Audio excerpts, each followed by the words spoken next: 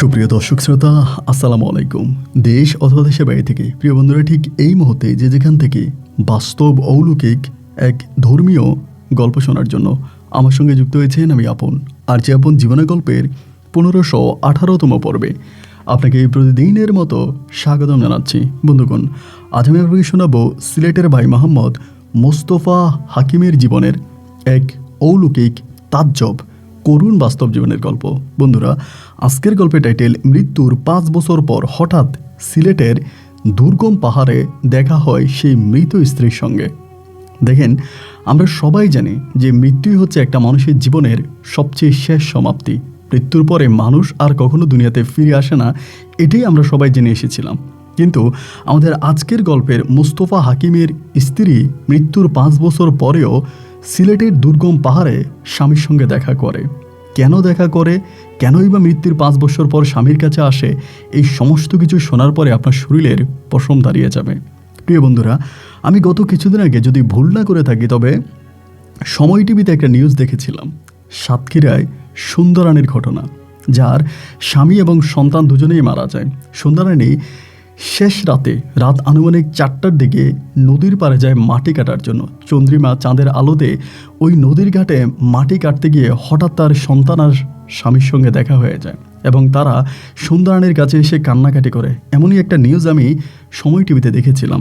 তো আমাদের আজকের গল্পটা ঠিক আমার কাছে মনে হচ্ছে যে ওই ঘটনাকেও হার মানিয়ে দেবে। আজকের এই গল্পটা এরকম একটা গল্পের মাঝে রয়েছে ভয়, ভীতি, আবেগ, অনুভূতি এবং সবশেষ রয়েছে এক নির্মম বাস্তবতা। সবাইকে অনুরোধ করবো শুরু থেকে শেষ পর্যন্ত সিলেটের ভাই মোস্তফা হাকিমের জীবনের এই অলৌকিক বাস্তব গল্পটা আমার মুখে শুনবেন এবং গল্প শেষে ভাই মোস্তফা হাকিমকে আপনার মতো করে একটা মন্তব্য কমেন্ট বক্সে লিখবেন। ধন্যবাদ সবাইকে। সুপ্রিয় বন্ধুগণ, আসসালামু আলাইকুম। আমার নাম মোহাম্মদ মোস্তফা হাকিম, আমার বাড়ি সিলেট বিভাগে। বন্ধুরা, আমি আমার জীবনের গল্পটা শুরু করার শুরুতে আপনাদেরকে আমার পরিবারের সম্বন্ধে জানিয়ে রাখি। আমার পরিবারে আমি আছি, আমার বাবা আছে, মা আছে, রয়েছে আমার দাদা দাদি সহ আমার ছোট 3টা ভাই আর ছোট 2টা বোন। আমরা টোটাল 4 ভাই 2 বোন। আমাদের পরিবারটা সিলেট বিভাগের অনেক দূরের, সিলেট শহর থেকে অনেক দূরে দুর্গম পাহাড়ের এক পাহাড় ঘেঁষা ছোট গ্রামের নিম্নবিত্ত পরিবার। আমার বাবা পেশায় ছিলেন একজন কাঠুরিয়া। যদিও আমাদের গ্রামের পাশেই রয়েছে বিশাল বন জঙ্গল, আমাদের গ্রামের প্রায় বেশিরভাগ মানুষেরই আয়ের উৎস ছিল এই ঘন জঙ্গল থেকে মধু আহরণ করা, বন থেকে বিভিন্ন প্রাণী শিকার করা এবং বনে গিয়ে আমরা আমাদের জীবিকা অর্জন করতাম। এইভাবেই আমার শৈশবের দিনগুলো কাটতে থাকে। ছোটবেলা থেকে আমি আসলে খুব বেশি দূর পর্যন্ত পড়াশোনা করতে পারিনি। খুব সকালবেলা মসজিদের হুজুরের কাছে আলিফ বা তা সা থেকে ছোটোখাটো কিছু আরবিক শিক্ষা, দিনী শিক্ষা নিয়েছিলাম। এই শিক্ষা নিয়েই জীবন চলার পথ শুরু। সেই শৈশব থেকে বাবার সঙ্গে বনে যাইতাম, বাবার সঙ্গে বনে গিয়ে কাজ করতাম। বাবা, চাচা সহ আমাদের গ্রামের সবাই তখন বনে যাইতো এবং আমাকে সাথে করে নিয়ে যাইতো। আমি সহ এলাকার আরও আমার মতো অনেকেই বনে গিয়ে বাবাদের সঙ্গে, চাচাদের সঙ্গে কাজ করতো। এই করতে করতে আমার শৈশবের দিনগুলো কেটে যায়। একটা পর্যায়ে আমি মোটামুটি প্রায় অনেকটাই বড় হয়ে যাই। পরিবারের অনেক ভাই বোন ছিল, যার জন্য সংসার আমার বাবা এই কাঠুরিয়ার কাজ করে চালাতে খুব বেশি কষ্ট হচ্ছিল। তাই তো একেবারে ছোট বয়সে বাবার সঙ্গে আমি সংসারের হাল ধরি। আস্তে আস্তে করে বনে যায়, কাঠ কাটি এবং এক পর্যায়ে আমার আব্বা সম্পূর্ণ হাল আমার উপরেই ছেড়ে দেয়। আমি প্রথম দিন আপনাকে বলি, যেদিন থেকে আমার সঙ্গে এই ঘটনাটা ঘটে। একদিন আমি বনের কাঠ কেটে প্রায় বিকেল 4:30টার দিকে বন থেকে ফিরে আসতেছিলাম। ওই দিন বন থেকে ফিরে আসার পথে হঠাৎ আমার একটা বিড়ালকে আমি দেখতে পাই। যে বিড়ালটা বিড়ালের আকৃতি হলেও না, এটা আকারে অনেকটা বড় ছিল এবং যেটা শরীরের গঠনটা একটু অন্যরকম ছিল। তো আমি যখন বনে কাঠ কাটতে যাই সকালবেলা, সে সময় দুপুরের খাবার নিয়ে যাই। তো ওই দিন দুপুরে খাবার পরেও কিছু ভাত আমার কাছে অবশিষ্ট ছিল। বিড়ালটা একটু অলৌকিক ছিল এবং আমার দিকে একটু অন্যরকম নজরে তাকিয়েছিল, যার কারণে আমি তখন করলাম কি, আমার ওই পাতিলে, মানে আমার ওই বক্সের মধ্যে অবশিষ্ট যে খাবারটা ছিল টিফিন বক্সে, ওই খাবারটা তখন আমি এই বিড়ালটাকে দিয়ে দিলাম। বিড়ালটাও খুব সাজসজ্জা মজা করে খাবারগুলো খাচ্ছিল। আমি আস্তে আস্তে করে বাড়ির পথে হাঁটতে শুরু করলাম। বাড়িতে গেলাম, গোসল করলাম, পরিষ্কার হলাম, দোকানে গেলাম, চা নাস্তা করলাম, আবারও এসে নিভৃতে ঘুমিয়ে পড়েছি। কারণ পরের দিন সকালবেলা ভোরে উঠে আবারও আমাকে কাঠ কাটার কাজে যেতে হবে। এরপরের দিন যথারীতি প্রতিদিনের মতোই আমি বনে আবারও কাঠ কাটতে গেলাম। সেদিন আমি মোটামুটি বনের অনেকটা ভিতরে ঢুকে গেছি। অনেকটা ভিতরে ঢুকে আমি তখন কাঠ কাটতেছি। তো কাঠ কাটতেছি প্রায় দুপুর গনিয়ে আসছে। বনের ভিতর থেকে কিন্তু জোহরের আজানের শব্দ শোনা যায় না। আমি তখন চিন্তা করলাম সূর্যের দিকে তাকিয়ে যে মোটামুটি মনে হয় বিকেল ঘনিয়ে আসতেছে। আমি তখন ওই হাত মুখ ধুয়ে ওই বনের ভিতরে তখন খাবার খাইতে বসছিলাম, যে খাবারটা আমি দুপুরে নিয়ে গেছিলাম। তো খাবার খাইতেছি এবং খাবার খাওয়ার পরে শরীরটা খুব ছেড়ে দিয়েছে, প্রচুর ক্লান্ত লাগতেছে। তাই তো বনের পাশের একটা গাছের সঙ্গে হেলান দিয়ে আমি আস্তে করে একটু নিদ্রায় চলে গেলাম। নিদ্রায় যাওয়ার পরে হঠাৎ করে আমি বুঝতে পারলাম যে কেউ একজন আমার কাছে মনে হয় দাঁড়িয়ে আছে, মানে আমার পাশে দাঁড়িয়ে আছে। এইরকম একটা জিনিস আমার কাছে তখন অনুভব হওয়ার পরেই আমি হঠাৎ করে চোখ মেলে দেখি এক বৃদ্ধ মহিলা দাঁড়িয়ে আছে, যার গায়ের কাপড়গুলা প্রায় অনেকটা ছিঁড়া এবং দেখে মনে হচ্ছে তিনি কোনো ভিক্ষুক। তিনি আমাকে বলে, কি ব্যাপার মোস্তফা হাকিম, ভালো আছো? আমি মহিলার দিকে একটু অদ্ভুতভাবে তাকিয়ে বললাম, হ্যাঁ আমি ভালো আছি। আপনাকে তো ঠিক চিনলাম না। আমারে বলে, আমি একজন ফকির। আমি বললাম, ফকির, কী নাম আপনার? বলে, আমার নাম নাই, আমার বাড়ি হচ্ছে ওই গ্রামে, মানে আমাদের বনের পার্শ্ববর্তী আরেকটা যে গ্রাম আছে সেই গ্রামে। তো আমি বললাম, আপনি সেই গ্রামে? ওই গ্রামটার দিকে আসলে আমাদের খুব বেশি একটা যাতায়াত হয় না, ওইটা আমাদের খুব অপোজিট সাইডে একটা গ্রাম পড়ছে। ওই গ্রামের ওই মানুষদেরকে আমরা ওভাবে ঠিক চিনি না। পরে বলে, মোস্তফা হাকিম, আমার একটা সুন্দরী মেয়ে আছে, আমি আমার মেয়েটাকে তোমার সঙ্গে বিয়ে দিতে চাই। তখন না ভাই একরকম রাগে উঠে গেল। শালার বুড়ি বলে কি, আমি কাটি বনের কাঠ, আমার ঘরের ভিতরে এত ভাই বোন, সংসার চলে না, তাদের মুখেই না দুমুঠো ভাত তুলে দিতে পারতেছি, বুড়ি আবার তার মেয়েরই আমার পরিবারে পাঠাবে। আমি বললাম, আর কি কোনো কাজ আপনার আছে, জানতো এখান থেকে। ধমক দেওয়ার পরে বুড়ি তখন চলে গেল। এবং বুড়ি চলে যাওয়ার পরে আমি ওখানে শুয়ে চিন্তা করতেছি, এটা তো একটা দুর্গম পাহাড়, আর ওই গ্রামের মানুষ তো কোনোদিনও এই বনের ভিতর দিয়ে যাওয়ার কথা না। এবং এই বুড়ি এরকম দুর্গম বনে কেন আসছে? ওই সময় আমাদের বনের ভিতরে চিতাবাঘও ছিল। চিতাবাঘে অনেক মানুষকে কামড়িয়েছে, এরকম ঘটনা আছে, অনেকেই খেয়েও ফেলেছে। তা আমি চিন্তা করলাম যে বুড়ি বনের ভিতর দিয়ে আসলো কেন। আমি বসে হঠাৎ করে বুড়ির চলে যাওয়ার পিছনের দিকে তাকালাম এবং তাকিয়ে দেখলাম যে বুড়িটা আর নাই। তো এই জায়গাটা কিন্তু পুরোই ফাঁকা। আর তখনকার সময়টাও ছিল এরকম একটা সময় যে শুকনো পাতার অনেকটা শব্দ, একটা মানুষ যখন হেঁটে যায় তখন শুকনো পাতার মরমর শব্দ শোনা যায়।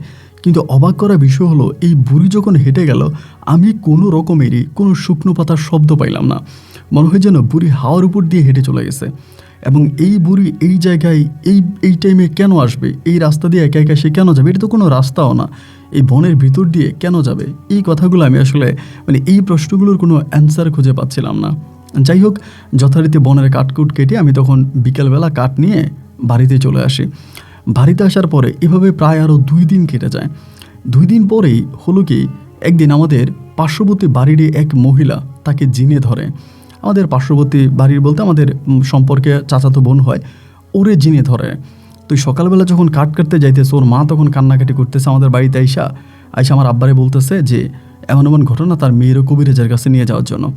তখন আমি বললাম যে আমি কাজে যাইতেছি, আমার আব্বা তখন বলে যে, মোস্তফা, একটা কাজ কর, তার মেয়েটারে কবিরাজের কাছে নিয়ে যা। আমি তখন বললাম যে আমার তো কবিরাজের কাছে যেতে ইচ্ছে করতেছে না, আমি তো এখন কাঠ কাটতে যাবো বনে। আমার আব্বা বলে, একদিনের কাজ বন্ধ করে হলেও একটা মানুষের উপকার কর, আল্লাহর কাছে ভালো পাবি। তা আমি তখন বললাম যে যেহেতু এটা একটা মেয়েটারে নিয়ে যাবো, তার সঙ্গে জিনে আছে। তা আমি তখন আমার মায়েরও বললাম যে, মা, একটা কাজ করো, তুমি আমার সঙ্গে চলো। তো মা, আমি আর ওই মহিলা আর মহিলার মেয়ে, আমরা 4 জনেই তখন রওনা দিলাম যে আমরা নিয়ে যাব, মেয়ের কবিরাজের কাছে নিয়ে যাব। তো কবিরাজের কাছে যখন নিয়ে যাচ্ছিলাম, পার্শ্ববর্তী গ্রামেই নাকি এক কবিরাজ আছে, মহিলা কবিরাজ, সেটা আমি জানতাম না। এই মহিলা কবিরাজের উঠান পর্যন্ত গেছি, উঠানে গিয়ে আমরা বসে আছি। পরে ধরে যখন মহিলা কবিরাজের কাছে আমি গেলাম, আমি দেখে অবাক হয়ে গেলাম, ওই মহিলা কবিরাজ হচ্ছে সেই বুড়ি যে কিনা গত কিছুদিন আগে বনের ভিতরে গিয়ে আমাকে তার মেয়েকে বিয়ের প্রস্তাব দিছে। আমি তো বুড়ির দিকে তাকিয়ে একদম ঠাক মেরে গেলাম, কী ব্যাপার, এই বুড়ি এখানে? এবং বুড়ি আমার দিকে তাকিয়ে বলতেছে, মোস্তফা হাকিম, ভালো আছো? আমি বললাম, জি ভালো আছি। এবং এরপরে এই মেয়েটার উপরে জিন ছাড়ানোর পরে এবং আমরা তখন চলে আসতেছি। তখন আমার গল্পটা আজ থেকে বহু বছর আগের, সে সময়তে আপনার যানবাহন ব্যবস্থা এতটা ভালো ছিল না। তো আবারও আমরা বনের পাশ দিয়ে রাস্তা দিয়ে হেঁটে আসতেছি।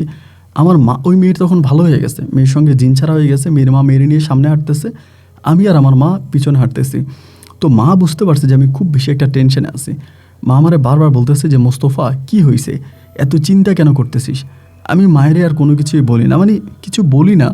না বলতে বলতে বাড়ি পর্যন্ত চলে আসছি। আসার পরে মার সঙ্গে আর কথা হলো না। আমি হাত মুখ দিয়ে রাতের খাবার খাইতে বসছি। খাবার খাওয়ার পরে আমার মা আমারে বলতেছে যে মোস্তফা, তোর সঙ্গে আমি একটু কথা বলবো। তাই আমি বললাম, বেশ মা, বলো, কি বলবা? মা আমাকে বলতেছে, তোকে দেখে বেশ চিন্তিত মনে হচ্ছে। তুই এই মহিলার কাছে গেলি, এই মহিলা তো সহজে কারোর সামনে আসে না। আমরা যতটুকু জানি এই মহিলা কখনোই তার বাড়ির বাইরে যায় না।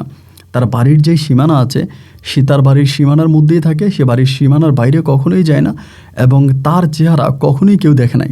মানে এই অত্র এলাকার যত মানুষ আছে তারা কেউই তার চেহারা ওভাবে তার বাড়ির বাইরে দেখে নাই। আর আমি যতটুকু চিন্তা করি বা জানি, তুই তো কোনোদিন ওই মহিলার বাড়িতে যাস নাই, এই মহিলা তোরে চিনি কীভাবে? এবং এটা সত্যি আমার কাছে অবাক লেগেছে। আমি কুলসুমের মায়েরাও বললাম, কুলসুমের মাও আমারে বলল যে আপনার ছেলেরে এই মহিলা এইভাবে চিনে ফেলার কারণ কি? আমি তখন কিছু বলি না, আমি চুপচাপ আছি। আমি তখন মা বলতেছে, বল না বাবা, কী হয়েছে? মহিলা তোরে চিনল কেমনে? তো মহিলার ওই দিন যে পোশাক দেখেছিলাম আর কবিরাজি করার পোশাক কিন্তু এক ছিল না। ওই দিন মহিলাকে আমি পুরো ছিঁড়া কাপড় গায়ে দেখছি, এবং তার হাতে একটা বাটি ছিল, দেখে মনে হলো তিনি সবেমাত্র ভিক্ষা করে আসছে, এরকমটা মনে হয়েছিল। আমি তখন মাকে বললাম যে মা, তুমি আমার একটা সত্যি কথা বলবা? মা বলে, কি? আমি বললাম, এই মহিলাটা কি আসলেই কোনো কবিরাজ, নাকি তিনি কোনো ভিক্ষুক? আমার মা বলে, না না না, সে তো কবিরাজ, ভিক্ষুক হতে যাবে কেন? আমি বললাম, সে কি মাঝে মাঝে বাইরে গিয়ে ভিক্ষা করে? এরকম কোনো ঘটনা কি আছে? আমার মা বলে, না রে বাজান, ও তো বাইরে গিয়ে কখনো ভিক্ষা করে না। আমি বললাম, মা, তুমি যেহেতু শুনতে চাও তোমাকে বলি, গত কয়েকদিন আগে আমার সঙ্গে এরকম একটা ঘটনা ঘটছে। আমার আম্মা শুনে বসে গেছে, বলে, বলিস কি তুই? আমি বললাম, হ্যাঁ মা, মহিলা আমাকে তার মেয়েকে বিয়ে করতে বলছিল। আমি মহিলাকে বকা বাধ্য করে, গালাগালি করে একটা আমি এখান থেকে বিদায় করে দিছি। আমার মা বলে, এটা তুই কি করলি? আমি কালকে সকালে মহিলার কাছে তোরে নিয়ে যাব। তা আমি আসলে আর মারে কোনো কিছু বললাম না। আমি রাতে ঘুমাতে গেলাম। সকালে কুড়াল হাতে আমি যখনই মাঠে মানে কাট কাটতে যাচ্ছিলাম, মা তখন আমার বলে, মোস্তফা, তুই কাজে যাস না, আমি তোরে নিয়ে মহিলার কাছে যাব। তুই যেহেতু মহিলাকে ধমক দিয়েছিস, মহিলার সঙ্গে খারাপ কথা বলছিস, মহিলা তোর উপরে রাগ করতে পারে, আমি মহিলারে নিয়ে যাব। হয়তো মহিলা তার বাইরে বেরোয়ছিল, তোরে দেখছে, তোর কাট কাটতেছিস, পরিশ্রম করতেছিস, তোরে ভাল লাগছে, সেখান থেকে হয়তো মহিলা একটা আবদার করছে, আমি তোরে নিয়ে যাব। তো মানে আমার যেতে ইচ্ছে করতেছে না। গতকালকেও কাট কাটতে যাইতে পারি নাই, মানে ওই মেয়েরে কুলসুমেরে নিয়ে গেছিলাম জিন ছাড়ানোর জন্য। আজকে আবার একইভাবে আমি কাজে যেতে পারতেছি না। মারে বললাম যে মা, আমি কাজে যাই, তুমি আমারে বিরক্ত করো না। মা আমারে বলে, না না না, তুই আমার সঙ্গে চল, আজকে কাজ করতে হবে না। যথারীতি মা তখন আমাকে নিয়ে আবারও এই মহিলার বাড়িতে গেল পরের দিন সকালবেলা। এবং যাওয়ার পরে দেখলাম মহিলার কাছে প্রচুর পরিমাণের মানুষ আসছে, কিন্তু আমরা যে আসছি মহিলা কিন্তু আমাদেরকে দেখে নাই। মহিলার কাছে 3টা গেট পার হয়ে মহিলার কাছে যাওয়া লাগে। তো ওই সময়তে কিন্তু কোনো সিসি ক্যামেরাও নাই যে সিসি ক্যামেরা দিয়ে আমাদেরকে দেখা গেছে, এরকমও কিন্তু না। তো মহিলার বাড়ির উঠানের এক কোনায় একটা কুল গাছের নিচে আমি আর মা বসে আছি। মুহূর্তের মধ্যে মহিলারই এক খাদেম আসছে, এসে আমাদেরকে বলতেছে, আপনাদেরকে ভিতরে যাইতে বলছে, মানে আমাদের মহিলা হুজুরে। তা আমি বললাম যে ভিতরে যাইতে বলবে কেন? হঠাৎ করে কেন ভিতরে যাইতে বলবে? বলে, ভিতরে যাইতে বলছে। তো যখন বলছে, আমি তখন আস্তে আস্তে করে আমার মাকে নিয়ে ভিতরের দিকে গেলাম। যাওয়ার পরও দেখলাম আমাদের জন্য রাজকীয় খাবার। তো যখন খাবারের টেবিলে বসালো, আমি অবাক হয়ে গেলাম। মনে হলো যেন আমাদেরকে দাওয়াত দেওয়া হয়েছে, এবং আমরা কোনো দাওয়াতি মেহমান। মা বলতেছে, নে খাই। তো আমরা খাইতে বসছি, এমন সময় মহিলা তখন আসছে। মহিলার নাম হচ্ছে ফরাজি বুড়ি, সবাই তারে ফরাজি বুড়ি বলে ডাকে। তো বুড়ি তখন আসছে, আইসা আমাদের সাথে বসছে, বৈশা বলে, খাওয়া দাওয়া করো, আমিও সকাল থেকে কিছু খাই নাই, মানুষের চাপে, রুগীর চাপে। তো খাবার খাইতেছি। আমার মা তখন বলতেছে যে আপনার একটা কথা বলবো। মহিলা বলে, হ্যাঁ বলো। আমার মা বলে, দেখেন, আপনার বাড়িতে আসলাম, হঠাৎ করে আপনি আমাদেরকে এত খাবার দাবার দিলেন, মানে আমরা তো আসলে রীতিমতো অবাক হয়ে যাচ্ছি। আর আমরা যে আসছি আপনি দেখলেন কিভাবে? মহিলা বলে, তোমার ছেলে ভালো আছে? আমার মা বলে, হ্যাঁ, ও তো ভালো আছে। বলে, তোমার ছেলের কাছে আমি আমার মেয়েকে বিয়ে দিতে চাই, তুমি কি জানো এটা? আমার মা বলে, হ্যাঁ, আমার ছেলে তো আমাকে বলছে। তখন ওই বুড়ি বলতেছে, এটা আমার শেষ বয়সী মেয়ে, এবং আল্লাহ শেষ বয়স আমাকে একটা রত্ন দিয়েছে, হীরার মতো সুন্দর আমার মেয়েটা। আমার মেয়েটাকে আমি তোমার ছেলের কাছে বিয়ে দিতে চাই। তোমার ছেলে যদি রাজি থাকে, আমি বিয়ের বিষয় নিয়ে কথাবার্তা বলতে চাই। আমার মা তখন বলে, আমার ছেলে রাজি থাকবে না? মানে আমার ছেলে এক পায়ে খাড়া, আপনি এই নিয়ে কোনো চিন্তা করবেন না। আপনি বলেন কবে, কখন, কিভাবে, কোথায় বিয়ে করা, মানে ছেলেকে বিয়ে করাবো। মহিলা তখন বলতেছে যে, দেখাও, আমার আমার আমার যতটুকু ইচ্ছা যে আমি একজন পরিশ্রমিক, সৎ একটা ছেলের কাছে আমার মেয়েকে বিয়ে দেব। তো তোমার ছেলেটা যথেষ্ট পরিশ্রমিক এবং সৎ, সর্বদিক থেকে আমার ভালো লেগেছে। এবং সে যখন বনে কাঠ কাটে এটা দেখে আমি অবাক হয়েছি। এবং তার ওই পরিশ্রমিক ছেলের কাছে আমি আমার মেয়েকে বিয়ে দিতে পারলে আমার মেয়েটার ইহকাল পরকাল ভালো থাকবে। আমার মা তখন ওই মহিলাকে বলতেছে, আমার ছেলে বনে কাঠ কাটে, আপনি এটা কীভাবে দেখলেন? উনি তখন বলে যে কুদরতি চোখে অনেক কিছুই দেখা যায়। আমার মা বললো যে ঠিক আছে, তাইলে আমি রাজি আছি। পরে বলে ঠিক আছে, আমরা বউ দেখার ব্যবস্থা করি। ওই মহিলা বলতেছে আর কি, মানে ফরাজি বুড়ি। আমার মা বলতেছে না না না, বউ দেখতে হবে না, আপনি যেহেতু বলেছেন আমরা এমনিই রাজি, বউ দেখা লাগবে না। আমারে তখন জিজ্ঞেস করলো বুড়ি। আমি তখন বললাম যে না না না, আমি বউ দেখবো না, ঠিক আছে, আপনারা যেমনি বলেন এমনিই হবে। সেদিনই ওই খাবারের টেবিলে আমার মায়ের সঙ্গে ফরাজি বিয়ের, মানে ফরাজি বুড়ির আমার বিয়ের দিন তারিখ ঠিক করে। এবং দিন তারিখ ঠিক করে ওই দিনের পরের শুক্রবারে আমার সঙ্গে মহিলার মেয়ের বিয়ে। তো যথারীতি বিয়ের কথাবার্তা সব কিছু ফাইনাল হলো। আমি আর আমার মা তখন আবারও ফিরে আসতেছি, রাস্তার মধ্যে আসতেছি। আর আমি মারে বলতেছি, মা এটা কি হইল? মা আমারে বলে, বাবারে তোর তো চাঁদ কপাল, যার বাড়ির উঠানে যাওয়ার সামর্থ্য আমাদের নাই তার ঘরের মেয়েরও তুই বিয়ে করবি, এটা তো আমাদের জন্য চরম ভাগ্যের একটা বিষয়। আমাদের তো কপাল খুলে গেছে, হয়তো আল্লাহ আমাদের দিকে ফিরে তাকাইছে। আমি তখন মায়েরে বললাম যে না মা, এত গর্ব করেও বলার কিছু নাই, আল্লাহ ভালো জানে যে হঠাৎ করে এই মহিলা কেনই বা তার মেয়েরে আমার কাছে বিয়ে দিতে চায়। আমার মা বলে, দেখ রে বাবা, ফরাজি বুড়িরে আমরা চিনি, তার মতো দিনদার আলেম ফারাজগার মহিলা এই দুনিয়াতে আর একটাও নাই। আমি দেখেছি তিনি অনেক বেশি নামাজ কালাম পড়া একজন মহিলা, তার মেয়ের সঙ্গে তোর বিয়ে হলে তোর জীবনটা অনেক সুখের হবে। মায়ের প্রস্তাব মোতাবেকই তখন আমার এই ফরাজির বুড়ি ফাতেমা আক্তারের সাথে তখন আমার বিবাহ হলো। ফাতেমা আক্তারের সাথে যখন পর্যন্ত আমার বিয়ে হয় আমি তখন পর্যন্ত তাকে দেখি নাই। এবং বাসর ঘরে এই প্রথম আমি ফাতেমা আক্তারকে দেখতে পাই। এবং ফাতেমাকে যখন আমি বাসর ঘরে দেখলাম রে ভাই, আমার কাছে মনে হলো যে নিশ্চিত আমার সামনে একটা পরী বসে আছে। তার চেহারা এত সুন্দর ছিল যা ঠিক বলার মতো না। আমি যতই তার দিকে তাকাচ্ছি মনে হয় যেন আমি মুগ্ধ হয়ে যাচ্ছি। এক মায়াবী পরী যেন আমার এই বাসর ঘরে বসে আছে। সে যে এত সুন্দর এটা যদি জানতাম আমি পরীর পায়ে ধরে তার মেয়েরই বিয়ে করতাম। যাই হোক, এরপরে ফাতেমার সঙ্গে আমার রাতে বাসর হয়। এবং বাসর হওয়ার পরে আমি আবারও সে মাঠের কাজে চলে যাই, কাজ করি। ফাতেমা 5 ওয়াক্ত নামাজ পড়তেন, রোজা থাকতেন এবং খুবই দিনদার একজন মহিলা ছিলেন। কখনোই কারো সামনে যাইতেন না, সারাক্ষণই পর্দার ভিতরেই থাকতেন, খুবই পর্দা করতেন। এই মেয়েকে বিয়ে করার ফাতেমাকে বিয়ে করার প্রায় 2 মাসের মাথায়, মাত্র 2 মাস আমাদের কাটছে। ফাতেমার ঘরে কিন্তু তখনও কোনো সন্তানাদি হয়নি, কোনো বাচ্চা কাচ্চা হয়নি। ফাতেমার সঙ্গে বিয়ে হবার ঠিক 2 মাসের মাথায় হঠাৎ করে এই ফরাজি বুড়ি মারা যায়। এবং ফরাজি বুড়ি যখন মারা যায়, ফরাজি বুড়ি মারা যাওয়ার পরে আমার শাশুড়ি মারা যায়। শাশুড়ির মৃত্যুর খবর শুনে আমরা সবাই শাশুড়িকে দেখতে যাই। তো এই শাশুড়িকে দেখতে গেছি, একটা জিনিস সেখানে দেখলাম যে যেহেতু আমার শাশুড়ি মারা গেছে, তো শাশুড়ির মেয়ে ফাতেমা, আমার বউ ফাতেমা তো কান্না করার কথা, মা মরে গেলে তো মেয়েরাই সবচেয়ে বেশি কষ্ট পায়। কিন্তু সেখানে গিয়ে আমি দেখলাম সম্পূর্ণ ভিন্ন। ফাতেমার চোখে মুখে কোনো কান্নার রেশ নাই, ও কোনো কান্নাও করতেছে না, কোনো রকমের কোনো ইয়েও নেই, কোনো ভয় ভীতি, তার মা মরে গেছে, তার চোখে এক ফোঁটা পানিও নেই। এবং সে সবার সঙ্গে খুব সুন্দর করে হেসে হেসে কথা বলতেছে। তো বিকেলের মধ্যে আমার শাশুড়ির দাফন কাফন হয়ে গেল, কারণ মৃত্যুর পরপরে তিনার একটা ওসিয়ত ছিল যে তারা যেন বাইরে খুব বেশি একটা না রাখে, দ্রুতই যেন তার দাফন কাজ সম্পূর্ণ হয়। তো যত দ্রুত সম্ভব তার দাফনের কাজ সম্পূর্ণ হয়ে গেল। এবং দাফন সম্পূর্ণ হয়ে যাওয়ার পরে যেহেতু ওর মা মারা গেছে, আমি তারা বললাম, আজকে তো তোমার মা মারা গেছে, তুমি এই বাড়িতে থাকবা? তুমি থাকো। ও বলে, আমি থাকবো, তুমিও থাকো। তো আমিও তখন তার মা যেহেতু মারা গেছে তার সঙ্গে রাতের বেলায় ছিলাম। তো রাতের বেলায় দুজনেই শুয়ে আছি, ওর মনে কোনো অনুতপ্ত নাই, কোনো কিছুই নাই, ওর মতো করেও আছে। আমি তখন ওরে বললাম যে ফাতেমা, একটা কথা জিজ্ঞেস করতে পারি? ও বলে, হ্যাঁ বলেন। আমি বললাম, ফাতেমা, তোমার মা মারা গেছে, তোমার তো কান্নাকাটি করার কথা, তোমার চোখে পানি আসার কথা, মায়ের মৃত্যুতে প্রতিটা মেয়েরই হৃদয় ভেঙে যায়। তো তোমার তো এরকম কোনো কিছু আমি তোমার মাঝে দেখি না, তুমি যথেষ্ট হাসি উজ্জ্বল মুখে কথা বলতেছ এবং খুবই দেখে মনে হয় যে তোমার কিছুই হয়নি। ফাতেমা, এরকম কেন? ও তখন আমার দিকে তাকিয়ে বলে, আমার মা তো মারা যায়নি, যদি সত্যি আমার মা মারা যাইতো তাহলে আমি কান্না করতাম। আমি বললাম, কি বলো তুমি এটা? তোমার মা মারা গেল, তোমার মায়ের গোসল হলো, জানাজা হলো এবং আমি নিজের হাতে তোমার মায়ের লাশ দাফন করলাম, তুমি বলতেছো তোমার মা মারা যায়নি?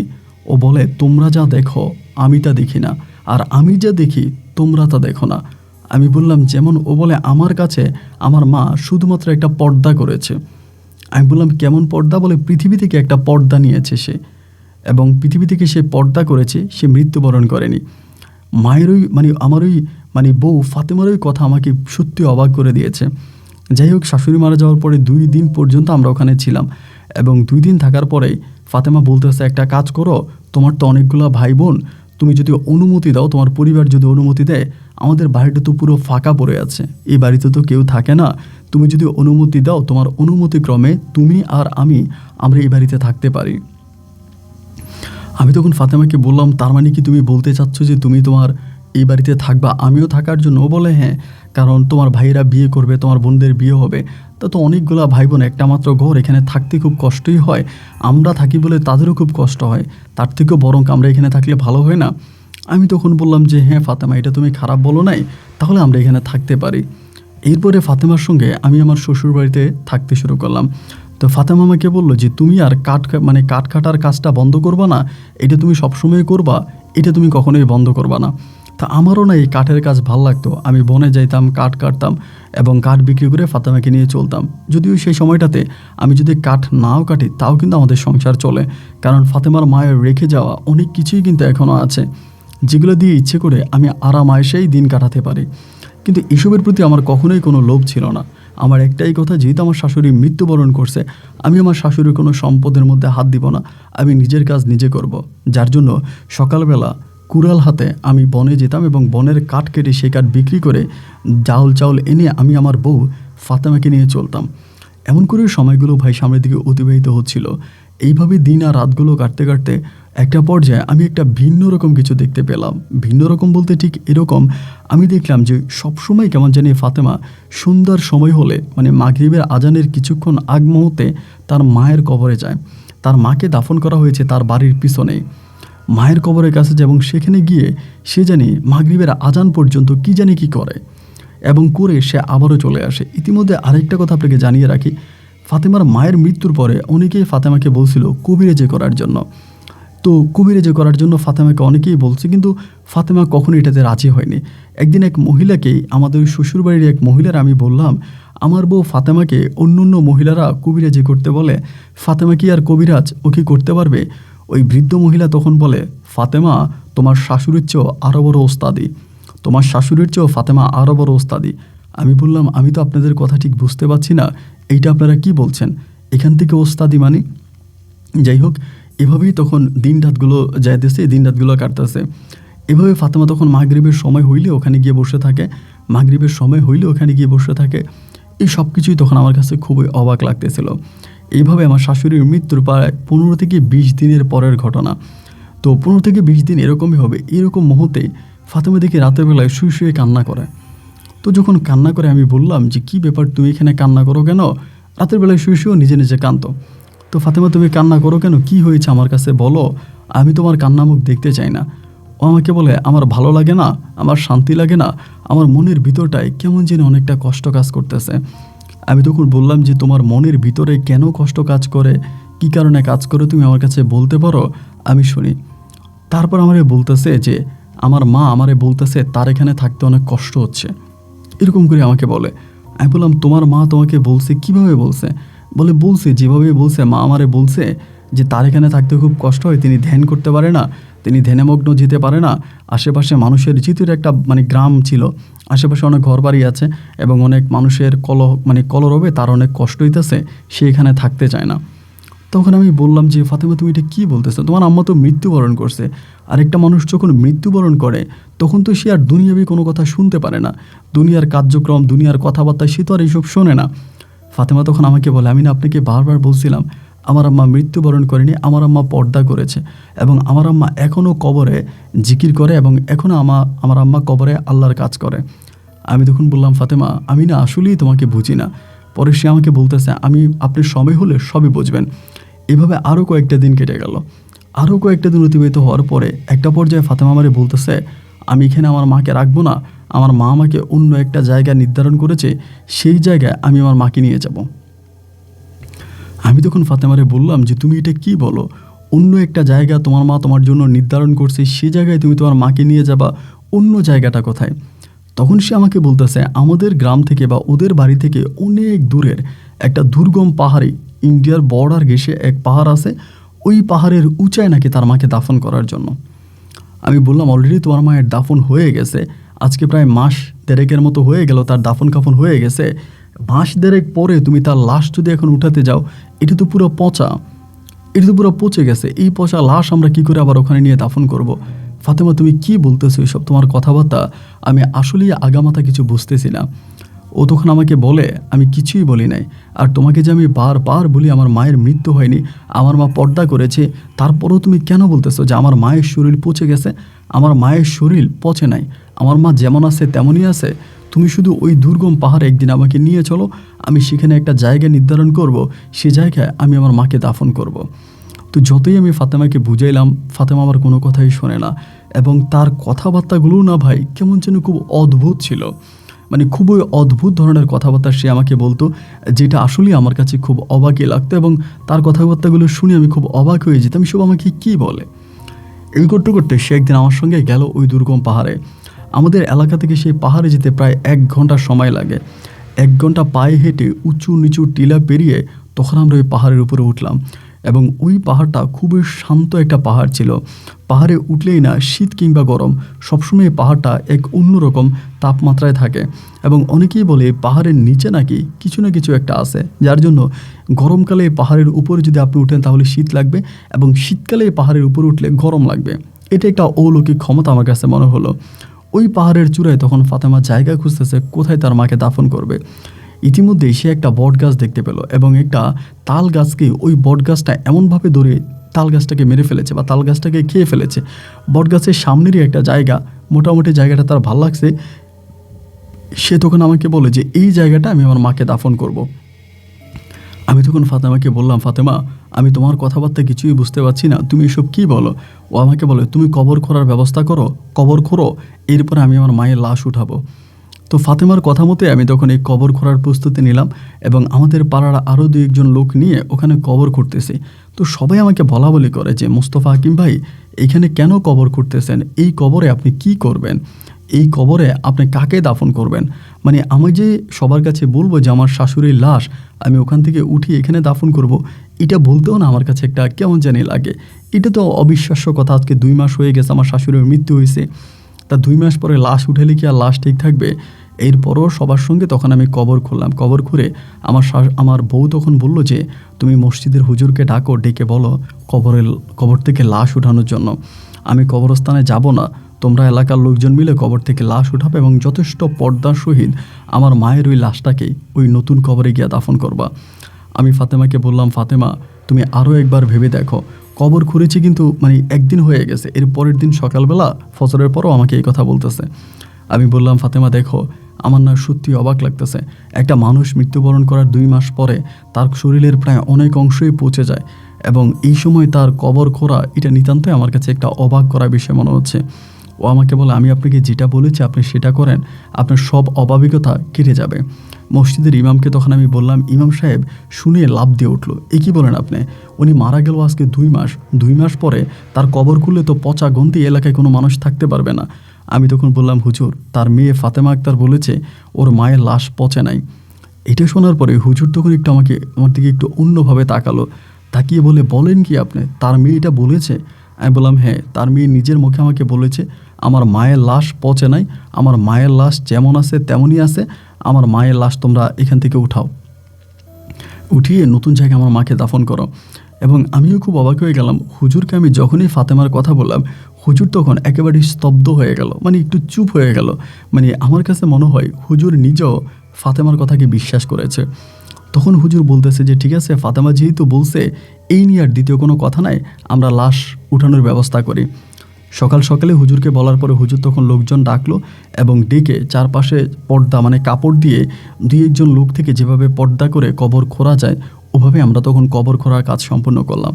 আমি জানি না আপনি কতটুকু বিশ্বাস করবেন কি করবেন না, রমজান মাস আমি যখন এই কবরটা খুললাম, কবরটা খুলে যখন ভিতরে ঢুকলাম, আমার কাছে মনে হলো যে আমার শাশুড়ি যেখানে আমরা তাকে দাফন করেছি ওই মাটিরও স্পর্শ তার মানে ওই দাফনের কাফনের কাপড়ে লাগে নাই, মানে তার মাটিটাও মনে হয় তার কাফনের কাপড়ে লাগে নাই।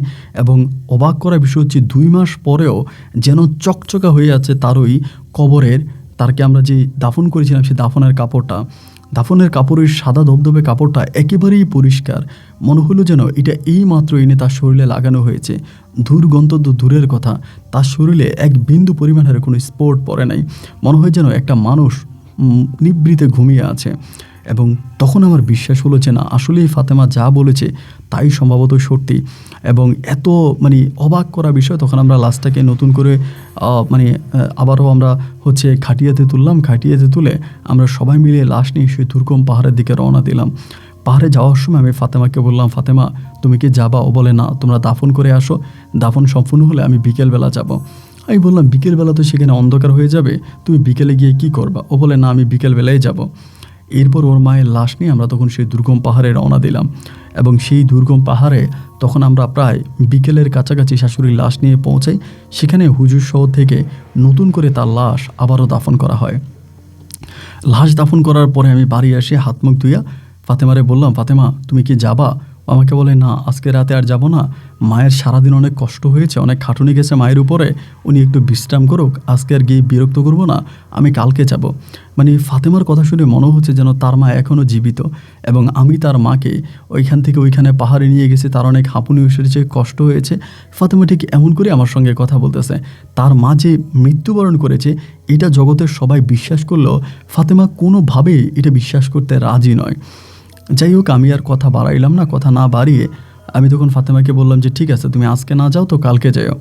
এর পরের দিনে আমি বনে গেলাম কাঠ কাটার জন্য, এবং কাঠ কেটে আমি ওই দিন দুপুরের পরে বাড়ি চলে আসি। এসে দেখি ফাতেমা নাই, এবং ওকে না দেখে পাশের ঘরে এক মহিলাকে জিজ্ঞেস করলাম। ওই মহিলা বলে ফাতেমা তার মায়ের কবরে গেছে। তো আমি চিন্তা করলাম যে বিকেল হয়ে যাইতেছে, সে এখনও আসে না কেন? প্রায় আসরে আজান দিয়ে দিবি এরকমভাবে আমি তখন ওরে আনার জন্য পাহাড়ের দিকে রওনা দিলাম। এবং পাহাড়ের দিকে রওনা দিয়ে আমি পাহাড়ের উপরে উঠে দেখি ওর মায়ের কবরের সামনে বসে আছে, এবং বেশ খুব হাসি উজ্জ্বল একটা মুখ নিয়ে ও বসে আছে। তো আমি গিয়ে বললাম, ফাতেমা রাত হয়ে যাচ্ছে, চারদিকে অন্ধকার নেমে আসতেছে, এই দুর্গম পাহাড়ে তুমি এতক্ষণ পর্যন্ত বসে আছো, চলো চলো হয়েছে, এখন চলো। ও তখন আমাকে হাসি দিয়ে বলে, আপনি যদি অনুমতি দেন আমি আজকের রাতটা আমার মায়ের সঙ্গে থাকতে চাই। আমি বললাম, ফাতেমা তুমি কি বলো? এটা একটা দুর্গম পাহাড়, যেখানে দিনের বেলায়ও মানুষ আসতে ভয় পায়। এই জায়গার মধ্যে তুমি সারা রাত থাকবা, তাও আবার তোমার মায়ের সঙ্গে? তোমার মা তো মারাই গেছে, সে তো কবরে। ও তখন আমার দিকে তাকিয়ে বলে, আমি আপনাকে আবারও বলি, আমার মা মারা যায়নি, আমার মা জীবিত। যেহেতু আপনি আমার স্বামী, আপনার অনুমতি ছাড়া আমি কোনো কিছু করতে পারবো না। আপনি যদি আমাকে অনুমতি দেন, আজকে রাতটা আমি আমার আম্মার সঙ্গে কাটাতে চাই। এবং আমি তখনই ওর মুখের দিকে তাকিয়ে আছি, এটা কী বলে? আমি বললাম, ফাতেমা তুমি এখানে থাকলে তোমার মৃত্যু ঘটবে।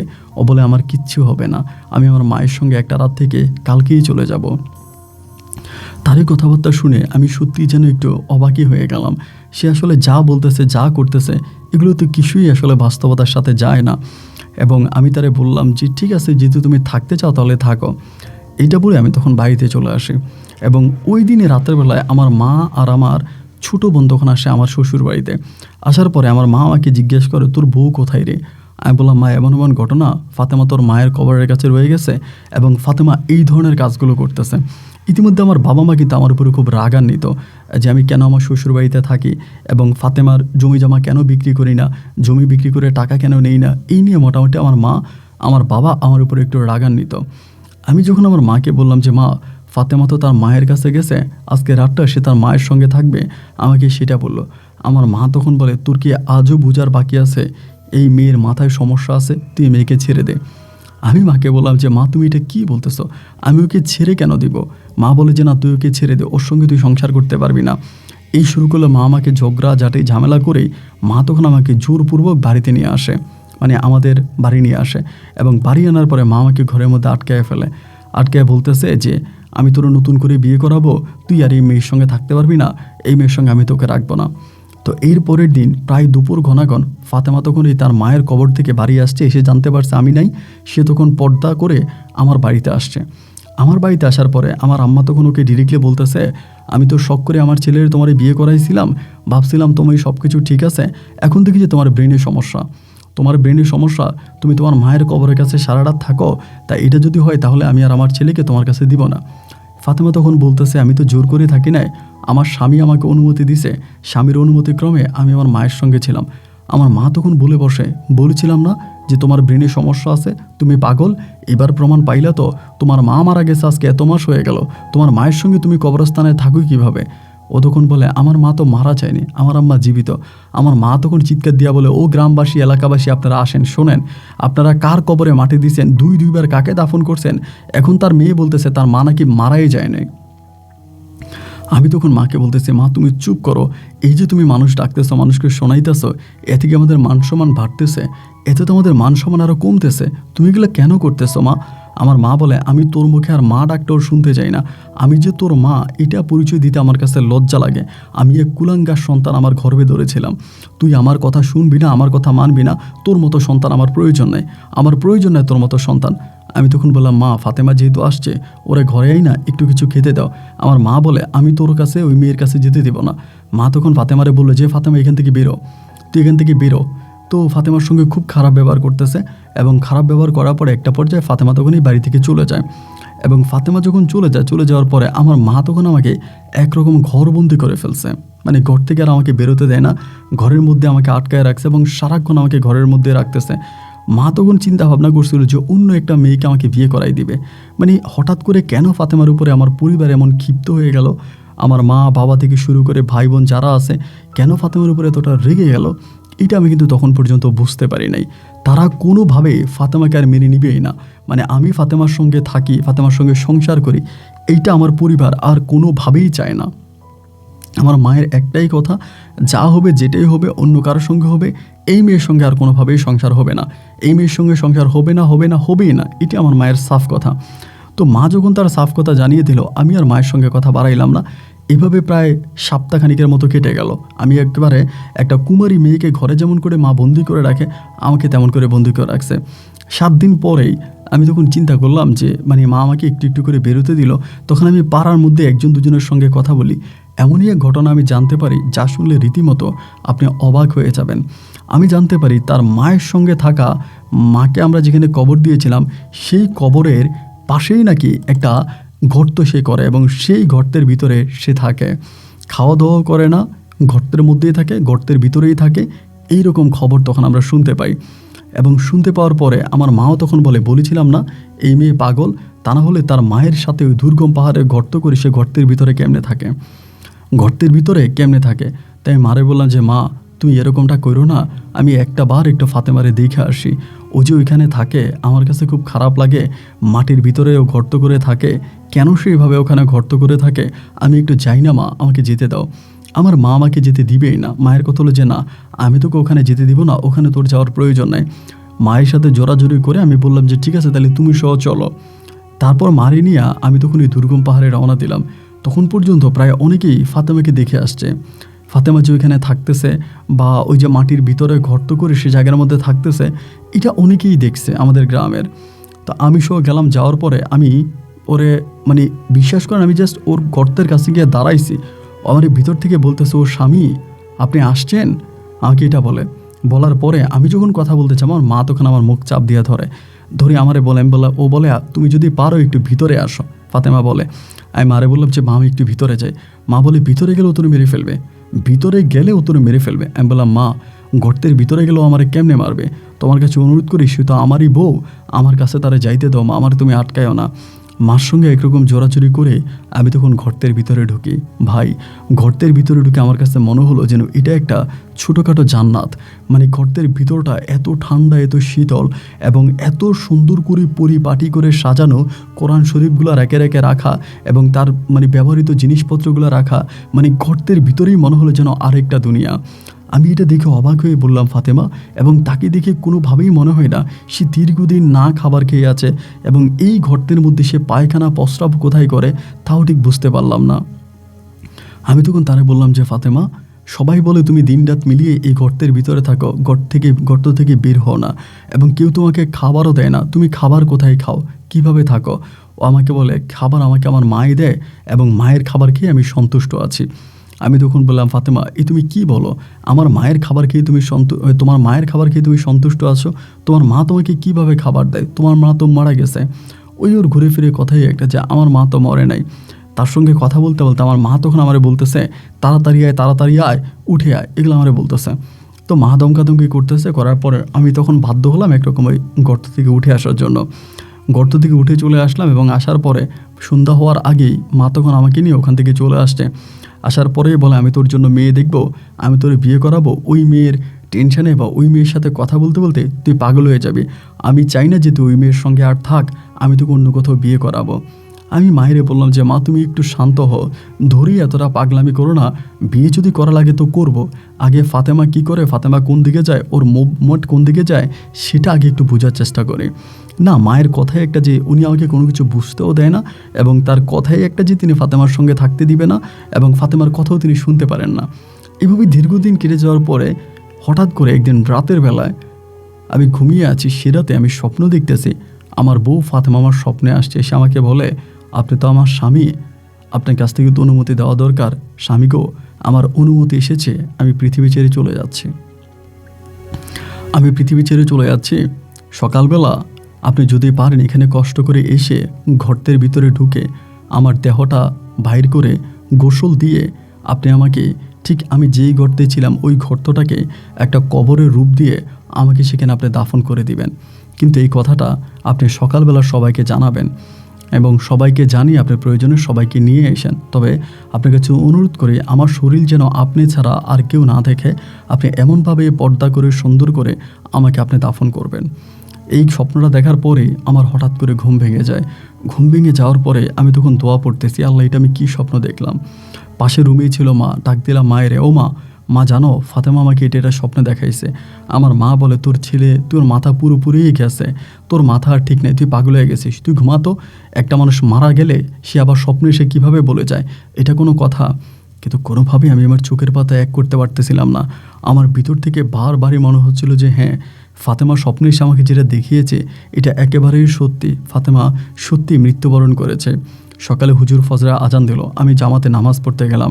নামাজ পড়ে আমি তখন হুজুরকে জানালাম যে হুজুর, আমার বউ ফাতেমা গতকালকে রাতে আমাকে এটা স্বপ্নে দেখিয়েছে। হুজুর আমাকে বলে, যদি আপনাকে এটা স্বপ্নে দেখিয়ে থাকে তবে ফাতেমা হচ্ছে ফরাজিপুরীর মেয়ে।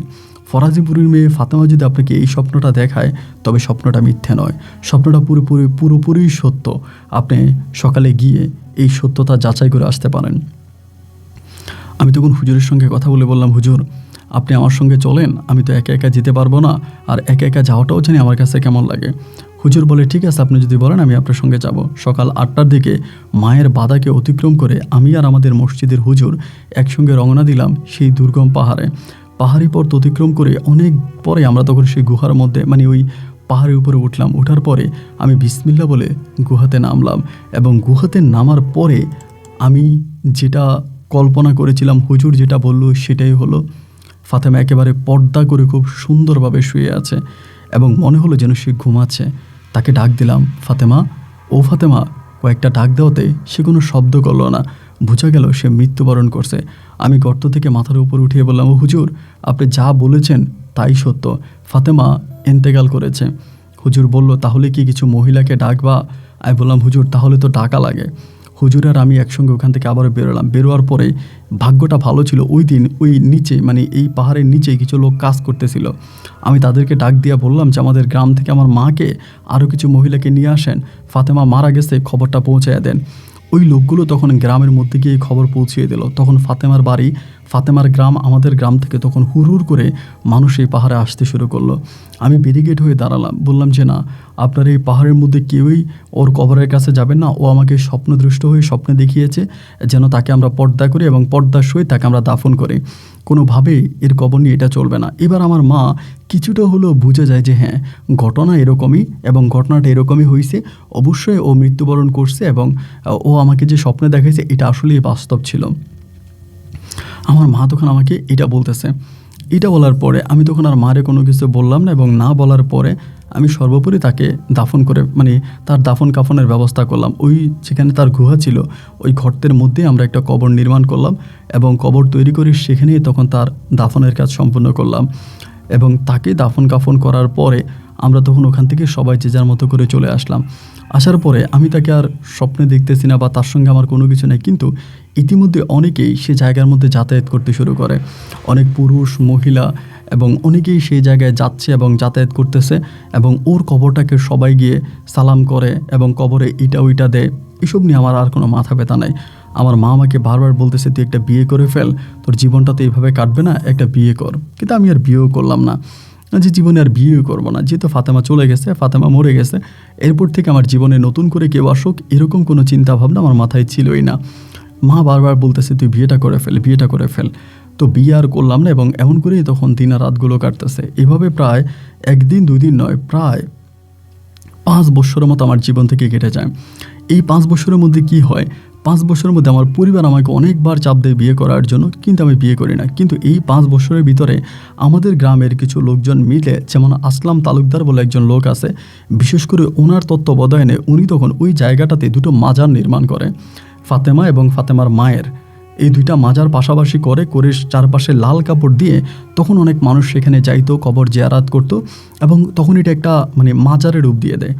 তো আমি ওই 5 বছরের মধ্যে কিন্তু ওইখানে আর খুব বেশি একটা যাই না, হয়তো মাঝে মাঝে মাজার হওয়ার পরে 1বার কি 2বার যাইতাম, ফাতেমার কবর জিয়ারাত করতাম, আমার শাশুড়ির কবর জিয়ারাত করতাম, আমি এটা করে চলে আসতাম। কিন্তু আমি ওখানে থাকতাম না বা কোনো কিছু দেখতাম না। এই ঘটনার ফাতেমার মৃত্যুর প্রায় 5 বছর পরেও সর্বপ্রথম আমার কাছে আবারও স্বপ্নে আসছে। আমার কাছে স্বপ্নে এসে আমাকে বলতেছে, স্বামী গো, আমি খুব কষ্টে আছি, আমি এখানে থাকতে পারতেছি না, মানুষ ঢোল তবলা বাজায় এবং রাতের বেলায় ছেলেরা এখানে মাদক সেবন করে, আমার কাছে খুব খারাপ লাগে। আপনি একটা কাজ করেন, আপনি আমার এই মাজারটা ভেঙে দেন। আমি কোনো মাজার চাই না, আমি আর আমার মা শান্তি চাই। আমরা নীরবে শান্তিতে আশ্রয় নিচ্ছি, আমরা নীরবে পাহাড়ে শান্তিতে থাকতে চাই। আমরা কোনো মানুষের বিরক্ত পছন্দ করি না। মানুষ যেখানে আসে আমাদেরকে বিরক্ত করে, আমাদের এটা খারাপ লাগে। আপনি এটা ভেঙে দেন, এইটা আপনি রাখবেন না, এই আপনি মাজারটা ভেঙে দেন, আমি আর আমার মা একটু শান্তভাবে এখানে থাকতে চাই। ফাতেমা এটা বলার পরে আমি তখন আসলাম তালুকদারকে বিষয়টা জানাইলাম যে আপনি যে মাজারটা দেখাশোনা করেন, আপনি তো মাজারের সভাপতি, কিন্তু আমার বউ আমাকে স্বপ্নদৃষ্ট হয়ে এটা বলেছে মাজার ভেঙে দেওয়ার জন্য। ও আসলে মাজারের পক্ষে না, ও বলছে এটা ভেঙে দেওয়ার জন্য। তখন উনি আমারে বলতেছে, তখন তো উনি এটা নিয়ে ব্যবসা করতেন, ওই সময় অনেক টাকা পয়সা ইনকাম হতো, মানুষ ছাগল গরু মহিষ এটা ওইটা নিয়ত করে দেওয়া যাইতো, এবং তিনিও মানুষের কাছ থেকে মোটা অঙ্কের টাকা নিতেন। তো তখন তো মনে করেন তার এটা একটা ব্যবসা, সেটা বন্ধ করবে না। তো এরকম করে আমি তখন ফাতেমাদের গ্রামের যে লোকেরা আছে তারা আবার ফাতেমা এবং ফাতেমার মাকে খুব মানতো। আমি সেই গ্রামের লোকদেরকে তখন গিয়ে জানালাম যে দেখেন, আসলাম তালুকদার যে ওইখানে এটা একটা মাজার বানাইছে, আমার বউ ফাতেমা আমাকে স্বপ্ন দেখিয়ে বলল মাজারটা ভেঙে দেওয়ার জন্য, কিন্তু আমি আসলাম তালুকদারের ক্ষমতার কাছে চূন্য, আমি মাজার ভাঙতে পারতেছি না। ফাতেমার গ্রামের সব মানুষগুলো তখন একসাথে হয়ে গেল, জামাই যখন বলছে তাহলে এখানে মাজার থাকতে পারবে না, ফাতেমা যেমন করে বলেছে তেমন করেই হবে। এরপরেই হলো কি, এই মাজারটা ভেঙে দেওয়ার প্রস্তুতি নেওয়া হলো, সবাই মিলে তখন মাজার ভেঙে দেবে। ফাতেমাদের গ্রামের সব মানুষরা তখন গেল, উপরে যে গম্বুজ বানিয়েছে গম্বুজটা ভেঙে ফেললো, চারপাশে যে লাল কাপড় দেওয়া হলো লাল কাপড়টা ফেলে দেওয়া হলো, এবং নর্মালি একটা কবর যেরকম হয় সম্পূর্ণ একটা কবরের মতো করেই তখন এই জায়গাটা করে গেল, পুরোপুরি একটা কবরের মতো করে বানাইছে। তো কবরের মতো করে বানানোর পরে আমি মাঝে মাঝে সেখানে যাইতাম, কবর জিয়ারাত করতাম, ফাতেমার কবর জিয়ারাত করি, ওর মায়ের কবর জিয়ারাত করি। এবং 5 বছর পরে ও হঠাৎ করে আমাকে কেন স্বপ্নে দেখালো, কেন আসলো, এর কোনো ব্যাখ্যা বা উত্তর আমি এর কোনো কিছুই খুঁজে পাই না। তো সেখানে যাইতাম। একদিন হলো কি, মাগরিবের অনেকটা পরে আমার কেন যেন ওর কবরের কাছে গেলে ভাল লাগতো, যেহেতু একটা নর্মাল কবর হয়ে গেছে তখন আমি ওখানে গিয়ে বসে থাকতাম। ওই সময় তো আর কোনো মানুষজন যাইতো না।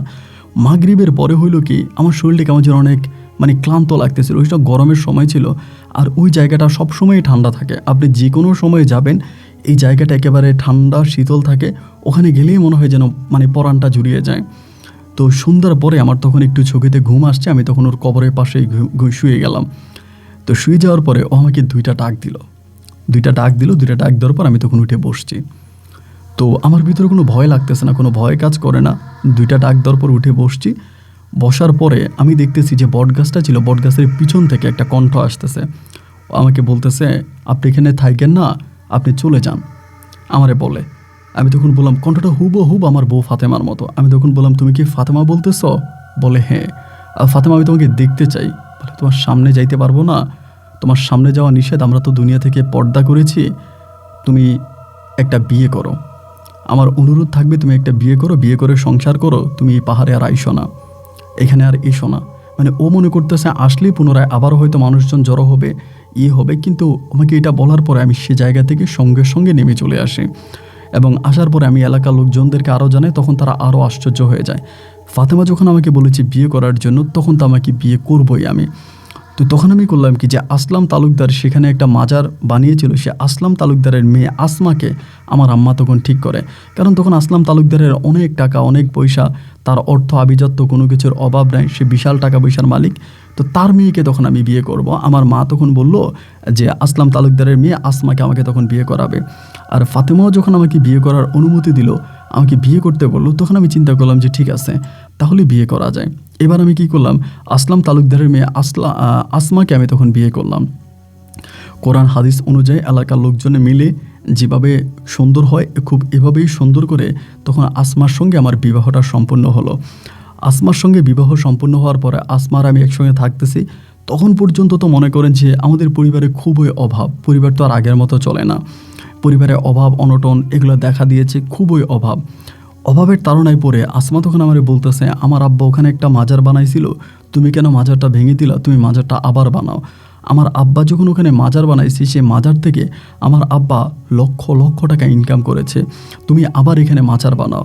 আমি তখন আসমাকে বললাম যে আসমা, আমাকে ফাতেমার স্বপ্ন দৃষ্ট হয়ে আমাকে বলেছে মাজার ভেঙে দেওয়ার জন্য, এবং আমি ফাতেমা এলাকার লোকজনকে দিয়ে মাজার ভেঙে দিয়েছি। এখন এখানে আমি এবার মাজার নির্মাণ করব কিভাবে, এলাকার লোকেরাই তো আমাকে মেরে ফেলবে। আসমা তখন বলতেছে, আরে বোকা, তুমি এলাকার লোকজনদেরকে গিয়ে বলো। তখন কিন্তু আসমা গর্ভবতী, ওর পেটে বাচ্চা আছে। তো বলে যে তুমি এলাকার লোকজনদেরকে গিয়ে বলো এই ফাতেমাই তোমাকে স্বপ্ন দেখাইছে ওখানে ওর জন্য একটা মাজার বানানোর জন্য। আমি বললাম এটা কি এলাকার লোক বিশ্বাস করবে? ও বলে করবে। তখন হলো কি, আমি আসমার উপরে কথা বলতে পারতাম না, কিছু পুরুষ থাকে না বউ শাসিত, আমি তখন বউ শাসিত পুরুষ হয়ে গেলাম। এবং এই ঘটনা আমাকে বলতেছে, আমি রাজি হই না। একটা সময় হলো কি, আমাকে জোর করতেছে যে তোমার হওয়াই লাগবে। চিন্তা করলাম ওর পেটে বাচ্চা আছে, আমার একটা সন্তান আসবে দুনিয়াতে। এই ওর কথা মতো তখন আমি করলাম কি, এই জায়গাটার মধ্যে আমি এই মাজার, মানে ও আমাকে যেভাবে শিখিয়ে দেয়, মানে ওর শিখিয়ে দেওয়া মতোই আমি তখন সে এলাকার লোকজনদেরকে মিথ্যেই বলি যে আমার বউ আমাকে এরকম এরকম স্বপ্ন দেখিয়েছে ওইখানে আবারও মাজার নির্মাণ করার জন্য।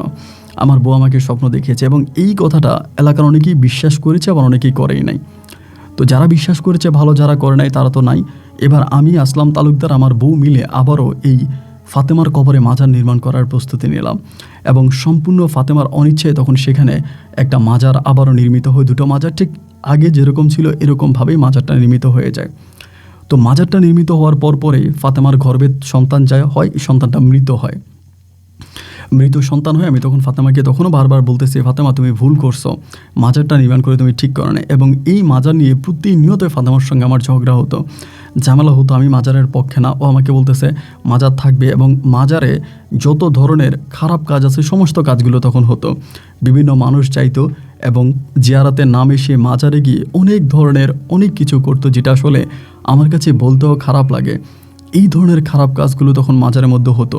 আমি ফাতেমাকে বারবার বলেছি যে দেখো আমার বউ আসমাকে আমি বারবার বলেছি যে আমরা মাজারটা ভেঙে ফেলি, এইটা রাখা ঠিক না, কিন্তু আসমা আমার কোনো কথাই শোনে না। এবং আর ফাতেমাও আমার কাছে আর কোনো স্বপ্নে আসেনি, ফাতেমার সঙ্গেও স্বপ্নে আমার আর কখনো দেখা হয়নি, কখনো কথাও হয়নি। কিন্তু মাজারটার মধ্যে দিয়ে তখন প্রচুর ব্যবসা হতো, বিভিন্ন জায়গা থেকে লোকজন আসতো, টাকা দিত, রাতের বেলায় গানের আসর বসতো, ঢোল বাজাতো, তবলা বাজাতো। এসব দেখে আমার কাছে মনে হতো যে সত্যি মনে হয় ফাতেমার আত্মায় এবং আমার শাশুড়ি ফরাজি বুড়ির আত্মায় প্রচুর কষ্ট হচ্ছে, তারা সত্যি অনেক কষ্ট পাচ্ছে। কিন্তু আমি ছিলাম নিরুপায়, আমার বউ আসমার উপরে আমি কোনো কথা বলতে পারতাম না, কথা বললে আমার গলা চেপে ধরতো। তো এরকমভাবে আরও অনেকগুলো দিন মোটামুটি কেটে গেল। অনেকগুলো দিন অতিবাহিত হয়ে যাওয়ার পরে একদিন হলো কি, এই নিয়ে কিন্তু আমাদের দুজনের মাঝে অনেক ঝগড়া হয়েছে, মানে মারামারি হয়েছে আমার বউয়ের সঙ্গে। এবং তখন কিন্তু আসলাম তালুকদার আরও লোকজন এসে এটা বিচার করছে, দরবার করছে। আমি আসমাকে এটাও বলছিলাম যে আমি তোকে মেরে ফেলবো, তুই আমার প্রাক্তন বউয়ের কবরটাকে তুই মাজার বানাইছিস, এটা নিয়ে ব্যবসা করতেছিস, আমি তোরে মেরে ফেলবো, এগুলো বলতাম। কিন্তু আমি চাইলে কিন্তু আসলে মাজারটা ভেঙে দিতে পারতাম বা মাজারে কিছু একটা করতে পারতাম। তা আমি যে কেন করি নাই বা আমি যে কেন এটা থেকে পিছনে হাঁটছি এটা আমি নিজেও জানি না। আমার কিন্তু অনেক কিছু করার ছিল, আমি কিন্তু করি নাই।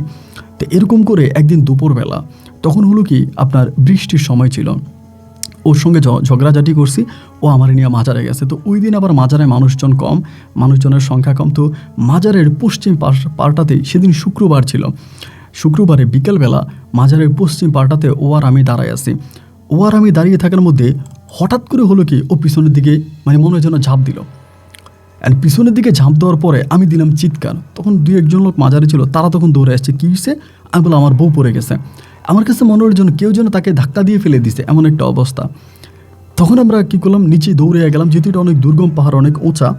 সবাই মিলে তখন দৌড়ে কোনো রকমের নিচে গিয়া ওর এখানে পাওয়া গেছে। তখন কিন্তু ও মরে নাই, ওর এরকম পিছন দিয়ে হচ্ছে গাছের শিকড় ঢুকে গেছে এবং বুক দিয়ে বেরিয়ে গেছে, খুব মারাত্মক অবস্থা। সে জায়গায় সবাই তখন তাকে ধরাধরে উঠেইতেছে। এর ভিতরে ওর বাবাও জানি কোত্থেকে চলে আসছে, মানে আসলাম তালুকদার আসার পরে আসলাম তালুকদারও তখন ছিল। ওকে তখন এখান থেকে আমরা ধরাধরি করে নিতে আসছি। আসলাম তালুকদার আমার থেকে আরও লম্বা চূড়ায় ছিল। সে তখন তার মেয়েরে বকে জড়াই ধরছে।